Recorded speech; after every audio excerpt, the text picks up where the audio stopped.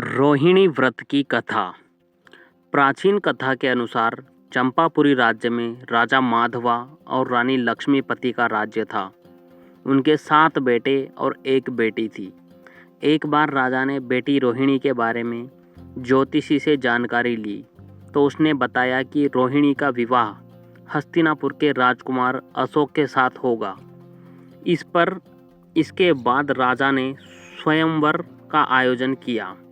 इसमें रोहिणी अशोक का विवाह करा दिया गया। बाद में रोहिणी अशोक राजा की रानी बने। एक समय हस्तिनापुर के वन में श्री चारण मुनिराज आए। उनके दर्शन के लिए राजा पहुँचे और धर्मापदेश ग्रहण किया। बाद में पूछा कि उनकी रानी शांत चित्त क्यों हैं। तब उन्होंने बताया कि इसी नगर में एक समय में वास्तुपाल नाम का राजा था, जिसका धनमित्र नाम का मित्र था, जिसकी दुर्गंधा नाम की कन्या पैदा हुई। लेकिन धनमित्र परेशान रहता था कि उसकी बेटी से विवाह कौन करेगा। लेकिन बाद में उसने धन का लालच देकर वास्तुपाल के बेटे श्रीशेण से दुर्गंधा का विवाह करा दिया।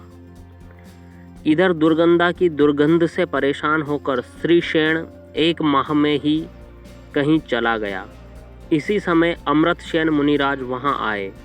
धनमित्र और दुर्गंधा उनके दर्शन के लिए पहुँचे।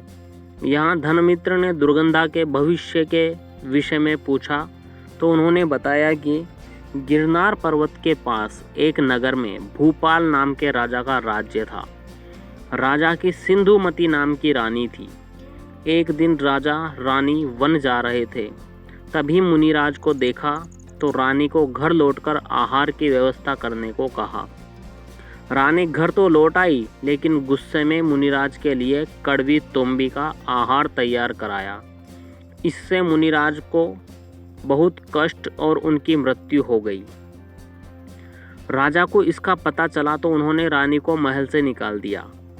पाप के कारण रानी को कोढ़ भी हो गया और आखिर में उसकी मृत्यु हो गई और नरक में गई।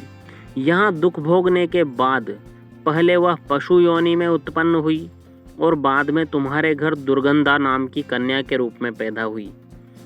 इस पर धनमित्र ने ऐसे व्रत के बारे में पूछा जिससे उसका पाप कटे, जिस पर मुनि अमृतसेन ने उन्हें रोहिणी व्रत का महत्व और विधि बताई। दुर्गंधा ने ऐसा ही किया और संन्यास व मृत्यु के बाद स्वर्ग सिधार गई। वहाँ से तुम्हारी रानी बनी। इसके बाद राजा अशोक ने अपनी कहानी के बारे में पूछा तो मुनिराज ने बताया कि भील के जन्म में तुमने भी मुनिराज को कष्ट दिए थे। इससे मृत्यु के बाद नरक होते हुए और कई योनियों में भ्रमण करते हुए व्यापारी के घर पैदा हुए। इसके बाद मुनिराज के बताने पर रोहिणी व्रत किया और अगले जन्म में राजा बने। इस तरह राजा रानी रोहिणी व्रत के प्रभाव से मोक्ष को प्राप्त हुए।